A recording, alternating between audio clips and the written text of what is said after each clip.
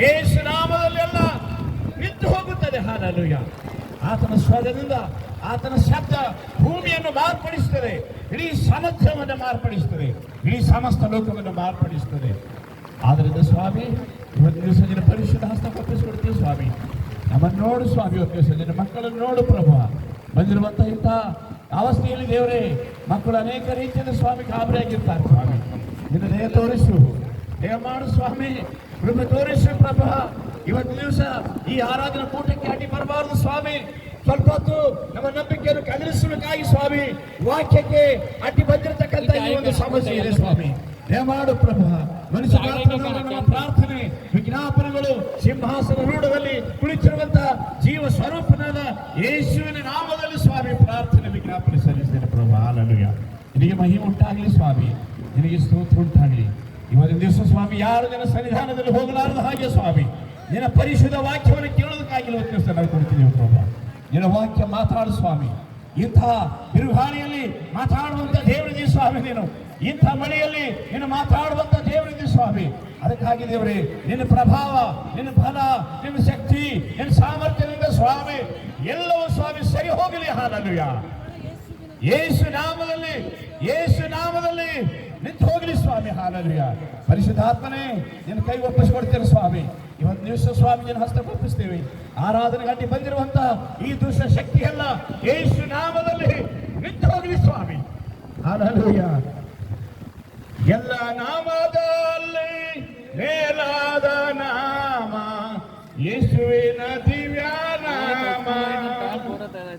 ಎಲ್ಲ ನಾಮದಲ್ಲಿ ಮೇಲಾದ ನಾಮ ಯೇಸುವಿನ ದಿವ್ಯ ನಾಮ. ನಿನ್ನ ನಾಮ, ನಿನ್ನ ನಾಮ, ನಿನ್ನ ನಾಮ ಮಹಿಮುಳ್ಳಂತ ನಾಮ ಸ್ವಾಮಿ. ನಿನ್ನ ನಾಮ ಸ್ವಾಮಿ ಎಲ್ಲವನ್ನು ಸರಿಪಡಿಸುವಂತ ನಾಮ, ಶುದ್ಧೀಕರಿಸುವಂತ ನಾಮ, ನಿನ್ನ ಪವಿತ್ರವಾದ ನಾಮ ಸ್ವಾಮಿ. ಇದೆಲ್ಲವನ್ನು ಸರಿಪಡಿಸುವಂತ ನಿನ್ನ ನಾಮ. ನೀ ಸೃಷ್ಟಿಕರ್ತನಾದ ದೇವರಿದ್ದೀ ಸ್ವಾಮಿ. ಶ್ರೇಷ್ಠ ಪುತ್ರನ ಸ್ಥಾನ ಹೊಂದಿದಂತ ದೇವರಿದ್ದೀ ಸ್ವಾಮಿ. ನೀನು ನಿನ್ನ ಪರಿಶುದ್ಧ ನಾಮದಲ್ಲಿ ಸ್ವಾಮಿ ಈ ಬೆಳೆ ಹನಿಗಳೆಲ್ಲ ಯೇಸು ನಾಮದಲ್ಲಿ ನಿಂತು ಹೋಗಲಿ. ಹಾಲೆಲೂಯಾ. ನಿನಗೆ ಮಹಿಮೆ ಉಂಟಾಗಲಿ ಸ್ವಾಮಿ. ನಿನಗೆ ಸ್ತೋತ್ರ ಸಲ್ಲಿಸ್ತೀವಿ ಸ್ವಾಮಿ. ಅಪ್ಪ, ಅಬ್ರಹಾಂ, ಇಸಾಕ್, ಯಾಕೋಬರ ದೇವರು ನೀನಾಗಿದೆ ಸ್ವಾಮಿ. ನೀನು ಸಮಸ್ತ ನಿರ್ಮಾಣಕ್ಕನಾದ ದೇವರಾಗಿದೆ ಸ್ವಾಮಿ. ಎಲ್ಲ ನಿನ್ನ ಮಕ್ಕಳ ಪ್ರಾರ್ಥನೆ ಕೇಳುತ್ತಾ ಬಂದಿದಂಥ ದೇವರು ನೀನಾಗಿದೆ ಸ್ವಾಮಿ. ಇವತ್ತು ದಿವಸ ನಿನ್ನ ಮಕ್ಕಳ ಪ್ರಾರ್ಥನೆ ವಿಜ್ಞಾಪನೆಗಳು ಕೇಳು ಸ್ವಾಮಿ. ನಿನ್ನ ಸನ್ನಿಧಾನದಲ್ಲಿ ನಾವೆಲ್ಲ ಕುಳಿತು ಸ್ವಾಮಿ ನಿನ್ನ ಪರಿಶುದ್ಧ ವಾಕ್ಯವನ್ನು ಧ್ಯಾನ ಮಾಡುವಂತ ಈ ಒಂದು ಸಮಯ ನಮಗೆ ಕೊಟ್ಟರೆ ಪಾಲಿಸು ಪ್ರಭಾ. ಇದು ನಮ್ಮ ಪ್ರಾರ್ಥನೆ ಇದೆ ಸ್ವಾಮಿ, ನಮ್ಮ ಪ್ರಾರ್ಥನೆ ಇದೆ ಪ್ರಭಾ. ಹೌದು ಸ್ವಾಮಿ, ನಂಬಿಕೆಯಿಂದ ಮಾಡಿದ ಪ್ರಾರ್ಥನೆ ವ್ಯರ್ಥವಾಗಿ ಹೋಗುವುದಿಲ್ಲ, ಎಂದೂ ವ್ಯರ್ಥವಾಗಿ ಹೋಗುವುದಿಲ್ಲ. ನಮ್ಮ ಕರ್ತನು ಜೀವವುಳ್ಳಂತಹ ದೇವರಿದ್ದಾರೆ, ಎಂದೂ ಮಾತನು ವ್ಯರ್ಥವಾಗಿ ಹೋಗುವಂತಹ ದೇವರಲ್ಲ. ಇವತ್ತು ದಿವಸ ಪ್ರಭುವಾ, ಈ ದಯಾಸಾಗರನು ಕರುಣೆಯುಳ್ಳಂತಹ ದೇವರಿಗೆ ಸ್ವಾಮಿ ದಯಮಾಡಿ ಹೊತ್ತು ದಿವಸ ಸಂದರ್ಭದಲ್ಲಿ ಪ್ರಭಾ ನಿನಗೆ ಮಹಿಮೆ ಉಂಟಾಗಲಿ ಸ್ವಾಮಿ. ಮಕ್ಕಳೆಲ್ಲರೂ ಕುಳಿತಿದ್ದಾರೆ ಸ್ವಾಮಿ, ಅವರನ್ನು ಕನಿಕರಿಸಿ ಸ್ವಾಮಿ. ನೀ ದಯವುಳ್ಳಂತ ದೇವರಿಗೆ ಸ್ವಾಮಿ ಇವತ್ತು ದಿವಸ ಮಕ್ಕಳಿಗೆ ಮಾತನಾಡು ಸ್ವಾಮಿ. ನೀ ಧೈರ್ಯ ಕೊಡು ಪ್ರಭಾ. ಈ ಆರಾಧನಾ ಕೂಟಕ್ಕೆ ಅಡ್ಡಿ ಬಂದಿರುವಂತಹ ಅಡೆತಡೆಗಳು ಇವೆ ಸ್ವಾಮಿ, ಆದಾಗಲೂ ಸ್ವಾಮಿ ಇವೆಲ್ಲವನ್ನು ಜಯಿಸುವಂತ ದೇವರು ನೀನಾಗಿದೆ. ಇವೆಲ್ಲವನ್ನ ದೇವರಿಗೆ ಸ್ವಾಮಿ ನಿನ್ನ ಪರಿಶುದ್ಧ ನಾಮದಲ್ಲಿ ಸ್ವಾಮಿ ವಂದಿಸ್ತೇನೆ. ಹಾಲಲ್ಲಿ ನಿಮಗೆ ಮಹಿಮೆ ಉಂಟಾಗಲಿ ಸ್ವಾಮಿ, ನಿಮಗೆ ಮಹಿಮೆ ಉಂಟಾಗಲಿ ಪ್ರಭು. ಎಲ್ಲವನ್ನ ಅಧೀನದಲ್ಲಿಟ್ಟುಕೋ ಪ್ರಭು. ಯೇಸುವೇ, ನಿನ್ನ ಪರಿಶುದ್ಧ ನಾಮದಲ್ಲಿ ಎಲ್ಲವನ್ನ ಅಧೀನದಲ್ಲಿಟ್ಟುಕೋ ಪ್ರಭು. ನಿನ್ನ ಮಕ್ಕಳೆಲ್ಲವನ್ನು ಸ್ವಾಮಿ ಕೂಡಿಸು, ನಿನ್ನ ಪರಿಶುದ್ಧ ನಾಮದಲ್ಲಿ ಎಲ್ಲವನ್ನು ಕೂಡಿಸು ಪ್ರಭು. ಹಾಲೆಲೂಯಾ. ನಿನಗೆ ಸ್ತೋತ್ರ ಸಲ್ಲಿಸ್ತೇವೆ ಸ್ವಾಮಿ, ನಿನಗೆ ಸ್ತೋತ್ರ ಸಲ್ಲಿಸ್ತೇವೆ ಪ್ರಭು. ಸ್ತುತಿ ಸ್ತೋತ್ರ ಯೋಗ್ಯನಾದ ದೇವರು ನೀನೇ ಸ್ವಾಮಿ, ನೀನೇ ಸೃಷ್ಟಿಕರ್ತನು ಸ್ವಾಮಿ. ಸಮಸ್ತ ಲೋಕದ ಅಧಿಕಾರಿ ನೀನೇ, ಇಡೀ ಸಮಸ್ತ ಲೋಕದ ಅಧಿಕಾರಿ ನೀನೇ, ಎಲ್ಲ ವಾತಾವರಣ ನಿರ್ಮಾಣಕರು ನೀನೇ. ನಿನಗೆ ಸ್ತೋತ್ರ. ಹಾಲೆಲೂಯಾ. ಪರಿಶುದ್ಧ ಆತ್ಮವೇ, ನಿನಗೆ ಮಹಿಮೆ ಉಂಟಾಗಲಿ ಸ್ವಾಮಿ, ನಿನಗೆ ಮಹಿಮೆ ಉಂಟಾಗಲಿ ಸ್ವಾಮಿ, ನಿನಗೆ ಮಹಿಮೆ ಉಂಟಾಗಲಿ ಸ್ವಾಮಿ. ದೇವರು ಸ್ವಾಮಿ ಇವತ್ತು ದಿವಸ ನಿನ್ನ ಸನ್ನಿಧಾನದಲ್ಲಿ ಕೂಡಿದಂತ ನಿನ್ನ ಮಕ್ಕಳನ್ನು ಬಲಪಡಿಸಿ. ಹಾಲೆಲೂಯಾ. ಯೇಸು ನಾಮದಲ್ಲಿ, ಯೇಸು ನಾಮದಲ್ಲಿ ಪರಿಶುದ್ಧ ಪರಿಶುದ್ಧ ಯೇಸು ನಾಮದಲ್ಲಿ ಎಲ್ಲ ಸಮಾಧಾನ, ಯೇಸು ನಾಮದಲ್ಲಿ ಎಲ್ಲ ವಾತಾವರಣ ಸಮಾಧಾನವಾಗಿ ಹೋಗಲಿ. ಹಾಲೆಲೂಯಾ. ನಿನಗೆ ಸಲ್ಲಿಸ್ತೇವೆ ಸ್ವಾಮಿ. ಇವತ್ತು ದಿವಸ ನಿನ್ನ ಪರಿಶುದ್ಧ ವಾಕ್ಯ ಭಾಗವನ್ನ ನಾವು ಕೇಳಲಿಕ್ಕೆ ಆಗುವಾಗಿ ಸಹಾಯ ಮಾಡಿ. ಯೇಸು ನಾಮದಲ್ಲಿ ಪ್ರಾರ್ಥಿಸಿ ಬೇಡಿಕೊಂಡಿದ್ದೇವೆ ನಮ್ಮ ತಂದೆಯಾದ ದೇವರೇ. Amen, amen, amen, amen. Hallelujah, hallelujah.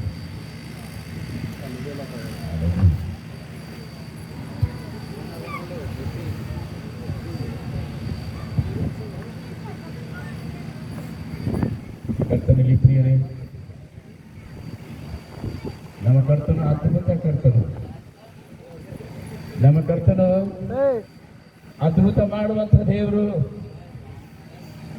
ಅನೇಕ ಅದ್ಭುತ ಕಾರ್ಯ ಮಾಡಿದಂತ ನಮ್ಮ ದೇವರು ಈ ಹೊತ್ತು ಸಹ ಅದ್ಭುತ ಕಾರ್ಯ ಮಾಡುವಂತ ನಮ್ಮ ದೇವರಿದ್ದಾನೆ. ನಮ್ಮ ಕರ್ತನು ಮಹಾದೇವರಿದ್ದಾನೆ. ಆತನಿಗೆ ಅಸಾಧ್ಯವಾದದ್ದು ಯಾವುದೂ ಇಲ್ಲ, ಎಲ್ಲ ಸಾಧ್ಯ ಇದೆ. ಅದಕ್ಕೋಸ್ಕರವಾಗಿ ಒಂದು ದಿವಸ ಹೆದರಬೇಡ್ರಿ. ನಮ್ಮ ನಂಬಿಕೆಯನ್ನು ಕದಲಿಸುವುದಕ್ಕಾಗಿ ಬಂದಿರುವಂತಹ ಈ ಒಂದು ಮಳೆ ಅಷ್ಟೇ. ಆದರೆ ನಾವು ನಮ್ಮ ಕರ್ತನಿಗೆ ಮಹಿಮೆ ಪಡಿಸತಕ್ಕಂಥ ಈ ದಿನ ನಾವು ಎಂದು ಮರಿಲಾರು. ಇವತ್ತಿನ ದಿವಸ ಕರ್ತನಲ್ಲಿ ಪ್ರಿಯರೇ, ನಾವು ಸ್ವಲ್ಪ ಹೊತ್ತು ದೈವ ಸಂದೇಶಕ್ಕಾಗಿ ಆರಿಸಿಕೊಂಡಿರ್ತಕ್ಕಂಥ ಸತ್ಯವೇದ ಭಾಗ ಇವತ್ತು ದಿವಸ ನೀವೆಲ್ಲರೂ ಕೇಳಿದ್ದೀರಿ. ಮಾರ್ಕನು ಬರೆದ ಸುವಾರ್ತೆ 1ನೇ ಅಧ್ಯಾಯ 40ನೇ ವಚನದಿಂದ 45 ವಚನಗಳವರೆಗೆ ಓದಲ್ಪಟ್ಟಿದೆ. ನೀವು ಕೇಳಿದ್ದೀರಿ. ಇವತ್ತಿನ ದಿವಸ ನಮ್ಮ ಕರ್ತನು ನಿಮ್ಮೊಂದಿಗೆ ಮಾತನಾಡ್ತಾ ಇದ್ದಾನೆ. ಇಂತಹ ಒಂದು ಬಿರುಗಾಳಿಯಲ್ಲಿ ನಿಮ್ಮೊಂದಿಗೆ ಆತನು ಮಾತಾಡುವಂತಹ ಕರ್ತನಿದ್ದಾನೆ. ನಾವು ಸ್ವಲ್ಪ ಹೊತ್ತು ಆತನ ಮಾತನ್ನು ಕೇಳೋಣ. ಒಂದು ದಿವಸ ಯೇಸು ಸ್ವಾಮಿಯವರು ಒಂದು ಊರಿನಿಂದ ಒಂದು ಊರಿಗೆ ಅವರು ಪ್ರಯಾಣ ಮಾಡುತ್ತಾ ಇದ್ದರು. ಅವತ್ತು ಸಹ ಇಂತಹದೇ ಒಂದು ವಾತಾವರಣ, ಅವತ್ತು ಸಹ ಇಂತಹದೇ ಒಂದು ಭಯಂಕರವಾದಂತಹ ವಾತಾವರಣ ಇತ್ತು. ಕರ್ತನ ಅವತ್ತು ದಿವಸ ಪ್ರಯಾಣ ಮಾಡುತ್ತಾ ಹೋಗುವ ಸಂದರ್ಭದಲ್ಲಿ ಆತನು ಒಂದು ಊರಿಗೆ ಆತನು ಬಂದನು. ಇವತ್ತಿನ ದಿವಸ ನಮ್ಮ ಕರ್ತನು ಬಾಣ ಕೃಷ್ಣೂರು ಅಂತಕ್ಕಂಥ ನಿಮ್ಮ ಗ್ರಾಮಕ್ಕೆ ಆತನು ಬಂದಿದ್ದಾನೆ. ಅವತ್ತು ದಿವಸ ಎಲ್ಲ ಹಳ್ಳಿಗಳನ್ನ ತಿರುಗುತ್ತಾ ಕರ್ತನು ಹೋಗಿದ್ದಾನೆ. ಇವತ್ತು ಸಹ ನಿಮ್ಮ ಹಳ್ಳಿಗಳಿಗೆ ಆತನು ಬರ್ತಾ ಇದ್ದಾನೆ, ಬಂದಿದ್ದಾನೆ. ಅವತ್ತಿನ ದಿವಸ ಯೇಸು ಸ್ವಾಮಿ ಆ ಊರಿನಿಂದ ಹೋಗುವಂತಹ ಸಂದರ್ಭದಲ್ಲಿ ಯೇಸು ಸ್ವಾಮಿಯ ಬಳಿಗೆ ಒಬ್ಬ ಕುಷ್ಠರೋಗಿಯು ಓಡುತ್ತಾ ಬಂದು ಆತನ ಮೊಳಕಾಲಿಗೆ ಅಡ್ಡ ಬಿದ್ದ. ಒಬ್ಬ ಕುಷ್ಠರೋಗಿ, ಈ ಮಹಾರೋಗಿ ಒಂದು ದಿವಸ ಯೇಸು ಸ್ವಾಮಿಯ ಪಾದಕ್ಕೆ ಅಡ್ಡ ಬಿದ್ದ. ಓಡುತ್ತಾ ಬಂದು ಯೇಸು ಸ್ವಾಮಿಗೆ ನಮಸ್ಕರಿಸಿದ. ಮೊಣಕಾಲು ಊರಿ ದೇವರಿಗೆ ಕೇಳ್ತಾ ಇದ್ದಾನೆ, ಸ್ವಾಮಿ, ನಾನು ಕುಷ್ಠರೋಗಿ, ನಾನು ಎಂಥ ರೋಗಿ ಇದ್ದೇನೆ ಸ್ವಾಮಿ, ನನ್ನನ್ನು ಕನಿಕರಿಸು. ನಾನು ಇಂಥ ಭಯಂಕರವಾದ ಬಾಧೆಯಲ್ಲಿ ನಾನು ಬಿದ್ದು ಹೋಗಿದ್ದೇನೆ ಸ್ವಾಮಿ. ನನಗೆ ಇಂಥ ಭಯಂಕರವಾದಂಥ ಕುಷ್ಠರೋಗ ಇದೆ. ಇದು ನನ್ನನ್ನು ಹಿಡ್ಕೊಂಡಿದೆ. ನನಗೆ ಬಹಳ ವರ್ಷಗಳಿಂದ ಇದನ್ನು ಕಾಡುತ್ತಾ ಇದೆ. ದೇವರ ಮಕ್ಕಳೇ, ಕುಷ್ಠರೋಗ ಅಂದಾಗ ಸಮಾಜದಲ್ಲಿ ಇದು ಮಹಾ ಕಾಯಿಲೆ, ಇದಕ್ಕೆ ದೊಡ್ಡ ಬ್ಯಾನಿ ಅಂತ ಕರೀತಾರೆ. ಮಹಾಬ್ಯಾನಿ, ಮಹಾರೋಗ. ಎಲ್ಲ ರೋಗಗಳಲ್ಲಿ ಮಹಾರೋಗ ಯಾವುದು? ಕುಷ್ಠರೋಗ. ಈ ಕುಷ್ಠರೋಗದ ಒಂದು ಲಕ್ಷಣ ಏನಿದೆ?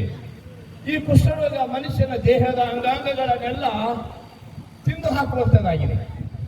ಎಲ್ಲ ಅಂಗಾಂಗಗಳನ್ನು ಗೊತ್ತಾ ಹೋಗ್ತಕ್ಕಂಥವುಗಳಾಗಿದೆ. ಕೈ ಬೆರಳು ಹೊರಟೋಗ್ತದೆ, ಕಾಲು ಬೆರಳು ಹೊರಟೋಗ್ತದೆ, ಕಣ್ಣು ಹೊರಟೋಗ್ತದೆ, ಮನುಷ್ಯನ ಶರೀರ ವಿಕಾರವಾಗಿ ಹೋಗುತ್ತದೆ, ಅವನ ಚರ್ಮ ಮಾರ್ಪಡುತ್ತದೆ. ಅವನೇನು ಗೊತ್ತಾ, ಭೂಮಿ ಮೇಲೆ ಗೊತ್ತಾ ತಿರುಗಲಿಕ್ಕೆ ಸಾಧ್ಯ ಇಲ್ಲ. ಯಾರಾದರೂ ನೋಡಿದಾಗ ಅವನು ಬಹಳ ಅಸಹ್ಯ, ಅವನು ನೋಡುವುದಕ್ಕೆ ಯಾರಿಗೂ ಇಷ್ಟ ಇಲ್ಲ. ಈ ಕುಷ್ಠರೋಗಿಯನ್ನು ನೋಡುವುದಕ್ಕೆ ಸಮಾಜದಲ್ಲಿ ಯಾರಿಗೂ ಇಷ್ಟ ಇಲ್ಲ. ಎಲ್ಲಾ ಕಾಯಿಲೆದವರಿಗೆ ಏನೂ ಅನ್ನಲ್ಲ. ಒಂದಾನೊಂದು ಕಾಲದಲ್ಲಿ, ಹಿಂದಿನ ಕಾಲದಲ್ಲಿ ಸುಮಾರು 20-25 ವರ್ಷಗಳ ಹಿಂದೆ ಈ ಒಂದು ಮಹಾರೋಗ ಅಂತಂದಾಗ ಬಹಳ ಭಯದ ವಾತಾವರಣ ಭೂಮಿ ಮೇಲೆ ಆವತ್ತು ಮತ್ತು ಈ ಹೊತ್ತು ಸಹ. ಈ ಕುಷ್ಠರೋಗ ಅಂದಾಗ ಎಲ್ಲರೂ ಬಹಳ ಭಯ ಪಡತಕ್ಕಂಥದ್ದಾಗಿದೆ. ದೇವರ ಮಕ್ಕಳೇ, ಯಾಕೆ ಗೊತ್ತಾ, ಅವನ ಶರೀರವೆಲ್ಲ ಈ ಲೆಪ್ರಾ ಬ್ಯಾಸಿಲಿ ಅಂತಕ್ಕಂಥ ಒಂದು ಹುಳ ಇದೆ. ಆ ಹುಳ ಏನಾಗ್ತದೆ ಗೊತ್ತಾ, ಮನುಷ್ಯನ ಶರೀರದಲ್ಲಿ ತಿಂದು ಹಾಕ್ಬಿಡ್ತದೆ ಎಲ್ಲ. ಮೊದಲೇನಾಗ್ತದೆ ಗೊತ್ತಾ, ಮನುಷ್ಯನ ಈ ಒಂದು ಎಣ್ಣೆ ಪದಾರ್ಥ ಮೈಯಲ್ಲಿರ್ತಕ್ಕಂಥದ್ದು ಎಲ್ಲವನ್ನ ಈ ಲೆಪ್ರಾ ಬ್ಯಾಸಿಲೆ ಅಂತಕ್ಕಂಥದ್ದು ಆ ಒಂದು ರೋಗಾಣು ತಿಂದು ಹಾಕ್ಬಿಡ್ತದೆ. ಆ ನಂತರದಲ್ಲಿ ಅವನ ಶರೀರದಲ್ಲಿರ್ತಕ್ಕಂಥ ಈ ಫ್ಯಾಟಿ ಅಂತಕ್ಕಂಥದ್ದು ಮನುಷ್ಯನ ಮೈಯಲ್ಲಿರ್ತಕ್ಕಂಥ ಮೆದುವಾಗಿರ್ತಕ್ಕಂಥ ಭಾಗವನ್ನ ಅದು ತಿಂದು ಹಾಕ್ಬಿಡ್ತದೆ. ತಿಂದು ಹಾಕಿದ ಮೇಲೆ ಈ ಶರೀರದ ಮೇಲಿರ್ತಕ್ಕಂಥ ಎಲ್ಲಾ ರೋಗಗಳು, ಎಲ್ಲಾ ಕೂದಲುಗಳು ಉದುರಿ ಹೋಗ್ತವೆ. ಅವಾಗ ಬಹಳ ನುಣ್ಣು ಕಾಣಿಸ್ತಾನ, ಎಣ್ಣೆ ರೂಪದಲ್ಲಿ ಕಾಣಿಸ್ತಾನ. ಆಗ ಬರ್ತಾ ಒಂದೊಂದು ಎಲ್ಲ ದೇಹದ ಅಂಗಾಂಗಗಳೆಲ್ಲ ಬಿದ್ದು ಹೋಗುತ್ತವೆ. ಅರ್ಥನೇ ಪ್ರಿಯರೇ, ಇಂಥ ಭಯಂಕರವಾದಂತಹ ರೋಗ ಸಮಾಜದಲ್ಲಿ ಇಂಥ ರೋಗಿಯನ್ನು ಕಂಡಾಗ ಯಾವ ರೋಗ ಕಂಡರೂ ಸಹ ಯಾರು ಅಸಹ್ಯವಾಗಿ ನೋಡೋದಿಲ್ಲ. ಆದರೆ ಕುಷ್ಠರೋಗ ಅಂತಂದಾಗ ಬಹಳ ಅಸಹ್ಯ, ಬಹಳ ಅಸಹ್ಯ. ಇವ್ರಿಗೆ ನೋಡ್ಲಿಕ್ಕೆ ಯಾರಿಗೂ ಇಷ್ಟ ಇಲ್ಲ, ಇವ್ರಿಗೆ ನೋಡುವುದಕ್ಕೆ ಸಹಿಸಿಕೊಳ್ಳಕ್ಕೆ ಯಾರಿಗೂ ಇಷ್ಟ ಇಲ್ಲ. ಯಾವ ಊರಿಗೆ ಹೋದ್ರು ಯಾರು ಸೇರಿಸಿಕೊಳ್ಳಲ್ಲ, ಯಾರ ಮನೆಗೆ ಹೋದರೂ ಸೇರಿಸಿಕೊಳ್ಳಲ್ಲ.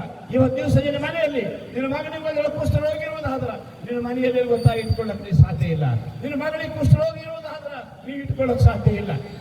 ಎಂತಹ ಪ್ರೀತಿಯ ಹೆಂಡತಿ ಇದ್ರು ಸಹ ಕುಷ್ಠರೋಗ ಇದ್ದಾಗ ಮನೆಯಲ್ಲಿ ಯಾರು ಇಟ್ಟುಕೊಳ್ಳೋದಿಲ್ಲ. ಇದೊಂದು ಸಾಮಾಜಿಕವಾದಂತಹ ಪಿಡುಗು. ಇದು ಸಮಾಜದಲ್ಲಿ ಒಂದು ಭಯಂಕರವಾದಂತಹ ಒಂದು ಪಿಡುಗಿದೆ.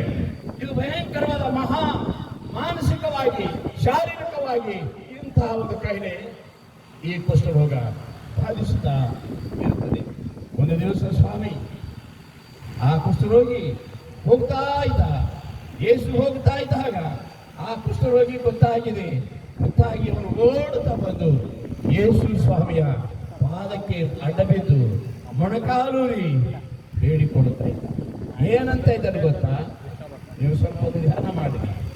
ಮೊಣಕಾಲೂರಿಕೊಂಡು ಯೇಸುವಿಗೆ ಹೇಳ್ತಾ ಇದ್ದಾನೆ, ಸ್ವಾಮಿ ನಿನಗೆ ಮನಸ್ಸಿದ್ದರೆ ನನಗೆ ಶುದ್ಧ ಮಾಡು, ನಿನಗೆ ಮನಸ್ಸಿದ್ದರೆ ನನಗೆ ಶುದ್ಧ ಮಾಡು. ನಾ ಶುದ್ಧ ಇದ್ದೆ, ನಾನು ಅಶುದ್ಧ ಇದ್ದೆ. ಸಮಾಜದಲ್ಲಿ ಒಂದು ತಿರಸ್ಕಾರ ಹೊಂದಿದೆ. ಸಮಾಜದಲ್ಲಿ ಯಾರು ಸೇರಿಸಿಕೊಳ್ಳದವರಾಗಿದೆ. ನನ್ನ ಮನೆಯವರೆಲ್ಲರೂ ದೂರ ಇಟ್ಟಿದ್ದಾರೆ, ನನ್ನ ಬಂಧು ಬಾಂಧವರು ನನ್ನ ದೂರ ಇಟ್ಟಿದ್ದಾರೆ. ಯಾರೂ ನನ್ನನ್ನು ಸೇರಿಸಿಕೊಳ್ಳುವುದಿಲ್ಲ. ನನ್ನ ಆಪ್ತರು ನನ್ನ ದೂರವಾಗಿ ಹೊರಟು ಹೋಗಿದ್ದಾರೆ. ಇವತ್ತು ದಿವಸ ಯಾರೂ ಇಲ್ಲ. ನನ್ನ ಹೆಂಡತಿ ಮಕ್ಕಳು ನನ್ನ ದೂರವಾಗಿ ಹೋಗಿದ್ದಾರೆ, ನನ್ನ ಮಕ್ಕಳು ನನ್ನ ದೂರವಾಗಿ ಹೋಗಿದ್ದಾರೆ. ನಾವು ಒಬ್ಬರೊಟ್ಟಿಗನಾಗಿದ್ದೇನೆ. ನಾವೊಬ್ಬ ಅಸಹ್ಯ, ನಾವೊಬ್ಬ ಅಶುದ್ಧನಾದಂತಹ ಮನುಷ್ಯ. ಸ್ವಾಮಿ ನನ್ನನ್ನು ಕರಿಕರಿಸು, ನಿನಗೆ ಮನಸ್ಸಿದ್ದರೆ. ಮಕ್ಕಳೇ, ಅವ್ರು ಹೇಳ್ತಾ ಇದ್ದಾನೆ, ನಿನಗೆ ಮನಸ್ಸಿದ್ದರೆ ಯಾಕೆ ಹೇಳ್ತಿದ್ದಾನೆ ಗೊತ್ತಾ? ಲೋಕದವರಿಗೆ ಯಾರಿಗೂ ಮನಸ್ಸಿಲ್ಲ. ಇಂಥ ರೋಗಿಯನ್ನು ನೋಡುವುದಕ್ಕೆ ಲೋಕದಲ್ಲಿ ಯಾರಿಗೂ ಮನಸ್ಸಿಲ್ಲ. ಆದರೆ ಅಂಥ ಸಮಾಜದಲ್ಲಿ ತಿರಸ್ಕಾರ ಹೊಂದಿರುವಂತಹ ಆ ವ್ಯಕ್ತಿ ಯೇಸುವಿನ ಬಳಿಗೆ ಬಂದಿದ್ದಾರೆ. ಸಮಾಜದಲ್ಲಿ ತಿರಸ್ಕಾರ ಹೊಂದಿದವರು, ಸಮಾಜದಲ್ಲಿ ಶೋಷಣೆಗೆ ಒಳಗಾದವರು, ಸಮಾಜದಲ್ಲಿ ಧಿಕ್ಕರಿಸಲ್ಪಟ್ಟವರು, ಕೀಳು ಮಟ್ಟದಲ್ಲಿರ್ತಕ್ಕಂಥವರು, ಯಾರು ಸೇರಿಸಿಕೊಳ್ಳದವರು, ಯಾರು ಮುಟ್ಟಿಸಿಕೊಳ್ಳದವರು, ಯಾರು ಸಹಿಸಿಕೊಳ್ಳದವರು, ಯಾರು ನೋಡದವರು. ಅಂಥ ಒಂದು ಸಂದರ್ಭದಲ್ಲಿ ಯೇಸುವೇ ನಿನಗೆ ಮನಸ್ಸಿದ್ದರೆ, ಯಾರಿಗೂ ಮನಸ್ಸಿಲ್ಲ, ನಿನಗೆ ಮನಸ್ಸಿದ್ದರೆ ನನಗೆ ಶುದ್ಧ ಮಾಡು. ಯಾಕೆ ಗೊತ್ತಾ? ನಾ ಅಶುದ್ಧ ಇದ್ದೇನೆ, ಶುದ್ಧಿಲ್ಲ. ಇವ ಯಾಕೆ ಅಶುದ್ಧ? ಯಾಕೆ ಅಶುದ್ಧನೇ ಮನುಷ್ಯ? ಇವರು ನಮ್ಮ ಸ್ತೋತ್ರ ಅಂತಾಗಲಿ ಧರ್ಮಶಾಸ್ತ್ರದಲ್ಲಿ ಬರೆಯಲ್ಪಟ್ಟಿದೆ. ಈ ಒಂದು ಯಾಜಕಕಾಂಡ 13ನೇ ಅಧ್ಯಾಯ 45ನೇ ವಚನದಲ್ಲಿ ಈ ರೀತಿಯಾಗಿ ಬರೆಯಲ್ಪಟ್ಟಿದೆ. ಎಲ್ಲ ಕಾಯಿಲೆಗಳ ವಿಷಯದಲ್ಲಿ ಅದರಲ್ಲಿರುವಂತಹ ಈ ಒಂದು ಕುಷ್ಠರೋಗದ ಬಗ್ಗೆ ಬರೆಯಲ್ಪಟ್ಟಿದೆ. ಅಲ್ಲಿ ಯಾಜಕಕಾಂಡ 13ನೇ ಅಧ್ಯಾಯ 45ನೇ ಅಧ್ಯಾಯದಲ್ಲಿ ಶಾಸ್ತ್ರದಲ್ಲಿ ಬರೆಯಲ್ಪಟ್ಟಿದೆ, ಪುರಾಣಗಳಲ್ಲಿ ಬರೆಯಲ್ಪಟ್ಟಿದೆ. ಈ ಬರೆಯಲ್ಪಟ್ಟ ಪ್ರಕಾರ ಸಮಾಜದಲ್ಲಿ ಯಾರು ಇವರನ್ನು ಸೇರುವುದಿಲ್ಲ, ಯಾರು ಇವರನ್ನು ಸಹಿಸಿಕೊಳ್ಳುವುದಿಲ್ಲ. ಇಂಥ ಒಂದು ಪರಿಸ್ಥಿತಿ ಈ ಒಂದು ಜನರಿಗಿದೆ. ದೇವರ ನಾಮ ಸ್ತೋತ್ರ ಉಂಟಾಗಿ ಇವತ್ತೊಂದು ದಿವಸ ಅಂತ ಕುಷ್ಠರೋಗಿಯನ್ನು ಸೇರಿಸಿಕೊಳ್ಳಕ್ಕೆ ಯಾರಿಗೂ ಮನಸ್ಸಿಲ್ಲ. ಇವತ್ತು ದಿವಸ ನಮ್ಮ ಜೀವಮಾನದಲ್ಲಿ ಯಾರನ್ನು ನಾವು ಸೇರಿಸಿಕೊಳ್ಳಕ್ಕೆ ಸಾಧ್ಯ ಇಲ್ಲ. ಬಿರುಗಾಳಿ ಹೆಚ್ಚಾಗಿರುವುದರಿಂದ ಅಡೆತಡೆ ಆಗ್ತದೆ. ಹೇಳಬೇಕು. ಯಾಜಕಕಾಂಡ 13ನೇ ಅಧ್ಯಾಯ 45ನೇ ವಚನ. ಯಾರಿಗಾದರೂ ಸಿಕ್ಕಿರು ಓದ್ತೀರಾ? ಇಲ್ಲಿ ಬರಿ, ನನಗೆ ಸಿಕ್ಕಿದೆ. 13ನೇ ಅಧ್ಯಾಯ 45ನೇ ವಚನದಲ್ಲಿ ಬರೆಯಲ್ಪಟ್ಟಿದೆ, ಯಾರಲ್ಲಿ ಕುಷ್ಠದ ಗುರುತು ಪ್ರಾಣ ಬಂತು ಅವನು ತನ್ನ ಬಟ್ಟೆಗಳನ್ನು ಹರಿದುಕೊಂಡು ತಲೆಯನ್ನು ಕೆದರಿಕೊಂಡು ಬಾಯಿಯನ್ನು ಬಟ್ಟೆಯಿಂದ ಮುಚ್ಚಿಕೊಂಡು ನಾನು ಅಶುದ್ಧನು ಎಂದು ಕೂಗಿಕೊಳ್ಳಬೇಕು. ಈ ರೋಗದ ಗುರುತುಳ್ಳ ಅವನಲ್ಲಿ ಇರುವ ದಿನಗಳೆಲ್ಲ ಅವನು ಅಶುದ್ಧನಾಗಿರುವನು. ಅವನು ಅಶುದ್ಧನಾದ್ದರಿಂದ ಪ್ರತ್ಯೇಕವಾಗಿ ವಾಸಿಸಬೇಕು.